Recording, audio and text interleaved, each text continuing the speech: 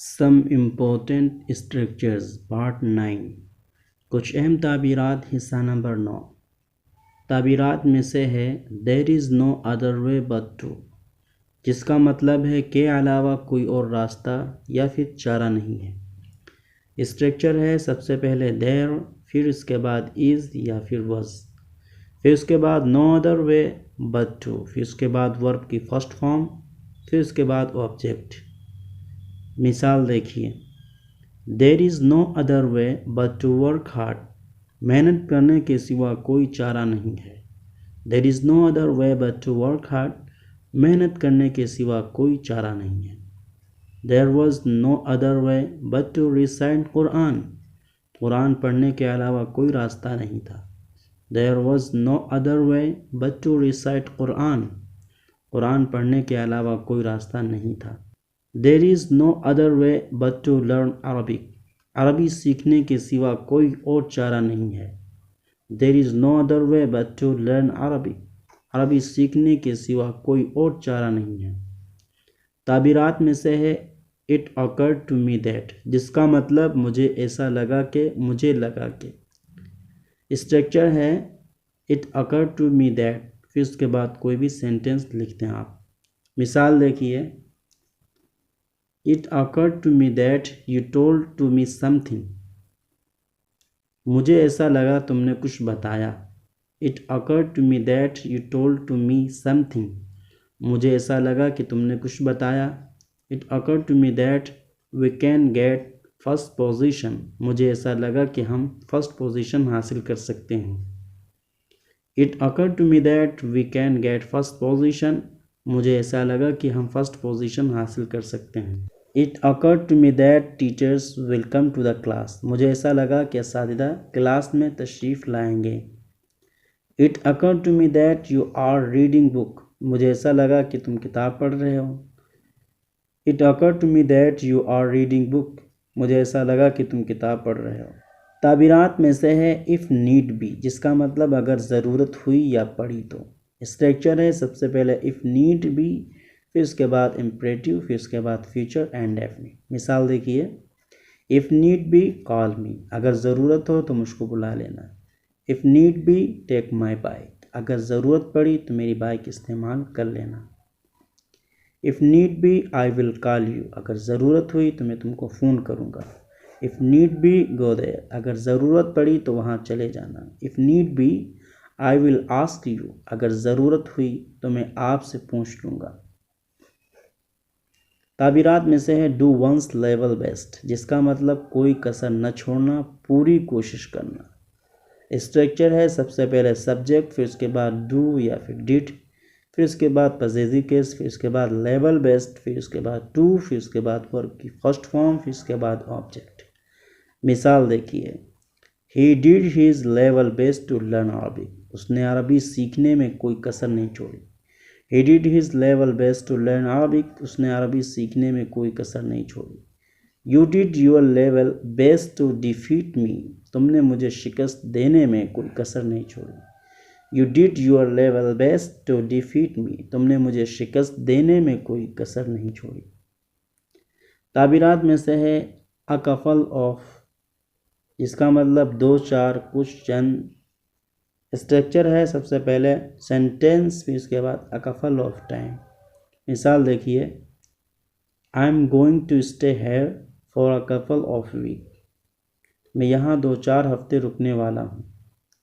I am going to stay here for a couple of weeks, मैं यहाँ 2-4 हफ्ते रुकने वाला हूँ।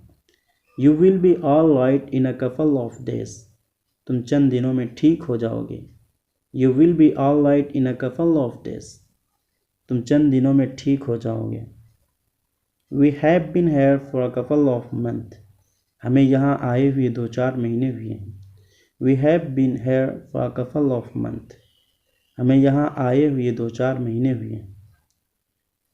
I have a couple of white shirts, मेरे पास 2-4 सफ़ेद कुर्ते हैं।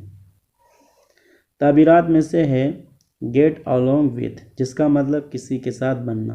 स्ट्रक्चर सबसे पहले सब्जेक्ट, फिर उसके बाद गेट अलोंग विथ, फिर उसके बाद ऑब्जेक्ट। मिसाल देखिए, he doesn't get along with his wife, उसकी अपनी बीवी से नहीं बनती है। He doesn't get along with his wife, उसकी अपनी बीवी से नहीं बनती है। I get along with my neighbour, मेरी अपने पड़ोसी से बनती है। Abdullah doesn't get along with his class teacher, Abdullah की अपने उस्ताद से नहीं बनती है। Shadab gets along with his wife, Shadab की अपनी बीवी से बनती है। ताबीरात में से है हेल्ड, जिसका मतलब लगता है, लगेगा। स्ट्रक्चर है सबसे पहले सब्जेक्ट, फिर उसके बाद इज़ हेल्ड या फिर वॉज हेल्ड या फिर विल हेल्ड, फिर उसके बाद ऑब्जेक्ट। मिसाल देखिए, Arabic class is held on Thursday, Arabic class जुमेरात को होती है। The fair is held in the village, मेला गांव में लगता है। Our exam is held in Shaban, हमारा इम्तिहान शाबान में होता है। The meeting will be held after tomorrow, meeting परसों होगी। The marriage party was held yesterday, कल शादी पार्टी हुई थी। ताबीरात में से अप टू द मार्क, जिसका मतलब मन के मुताबिक, मेयार के मुताबिक। स्ट्रक्चर है सबसे पहले सब्जेक्ट, फिर उसके बाद इज़, एम, आर, वॉज, वर, मौका महल के एतबार से इनको इस्तेमाल करेंगे। फिर इसके बाद अप टू द मार्क। मिसाल देखिए, your performance is not up to the mark, तुम्हारी कारकर्दगी मेयार के मुताबिक नहीं है। His Arabic is up to the mark, उसकी अरबी मेयार के मुताबिक है। Your study is up to the mark, उसकी पढ़ाई मेयार के मुताबिक है। My earning is not up to the mark, मेरी कमाई मन के मुताबिक नहीं है। ताबीरात में से है अशेम्ड ऑफ, जिसका मतलब शर्मिंदा या शर्म आती है। स्ट्रक्चर है सबसे पहले सब्जेक्ट, फिर उसके बाद इज़, एम, आर, वॉज, वर, फिर उसके बाद अशेम्ड ऑफ, फिर उसके बाद आईएनजी फॉर्म, फिर उसके बाद नाउन। मिसाल देखिए, I am ashamed of having been lazy, मुझे अपने काहिल होने पर शर्म आती है। She is ashamed of disobeying, वो नाफरमानी करने पर शर्मिंदा है। He is ashamed of loving her, वो उससे प्यार करके शर्मिंदा है। They are ashamed of telling lie, वो लोग झूठ बोलने पर शर्मिंदा है। They are ashamed of telling lie, वो लोग झूठ बोलने पर शर्मिंदा हैं। ताबीरात में से इफ पॉसिबल, जिसका मतलब हो सके तो। स्ट्रक्चर है सबसे पहले सेंटेंस, फिर उसके बाद इफ पॉसिबल।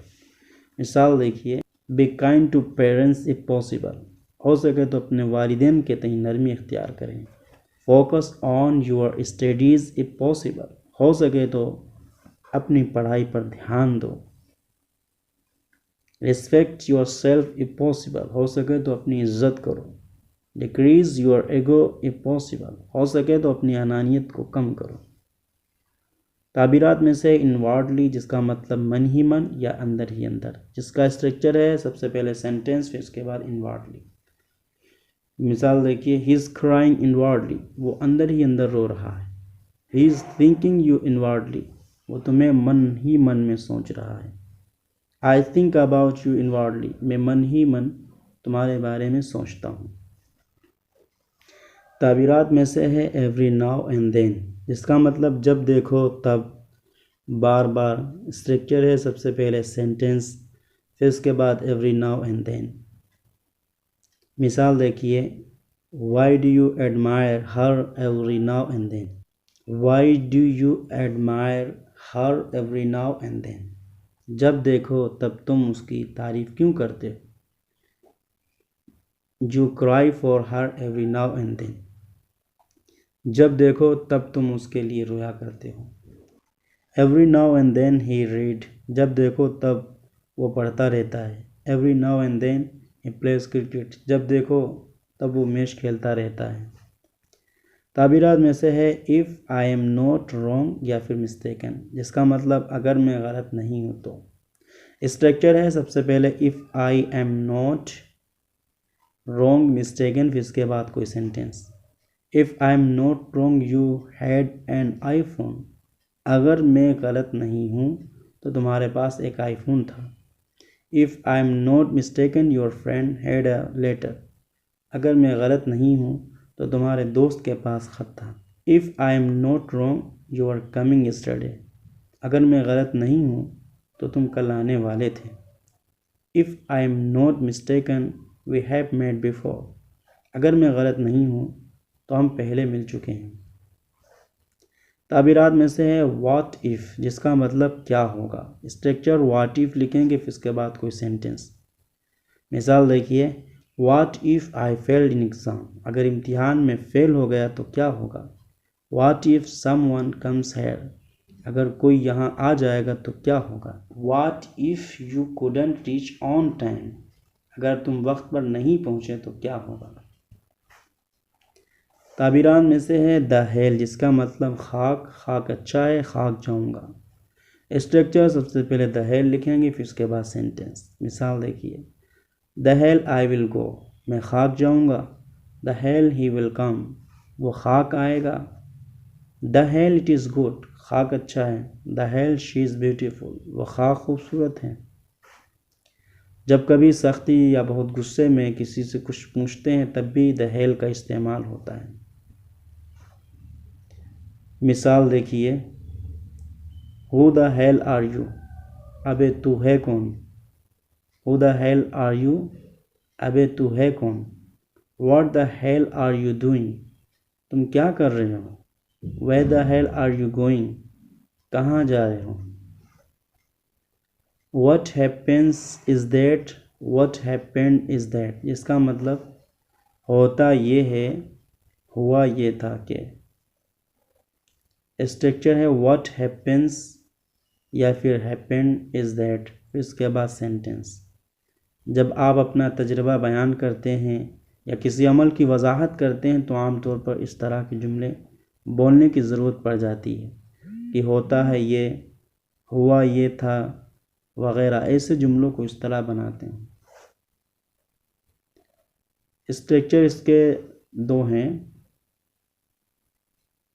इसका स्ट्रक्चर है what happens, happened is that, फिर उसके बाद कोई सेंटेंस लिख देना है। What happened is that I got stuck in traffic. हुआ यह था कि मैं ट्रैफिक जाम में फंस गया था। What happened is that she was out of city when we called. हुआ यह था जब हमने उसे फ़ोन किया तो वो शहर से बाहर थी। तो आप हजरात की खिदमत में बड़े अहम स्ट्रक्चर्स पेश कर दिए गए हैं। आप अहबाब इन्हें देखें और मश्क करें, प्रैक्टिस करें और उसके ऊपर और भी सेंटेंस बनाएं। Thank you.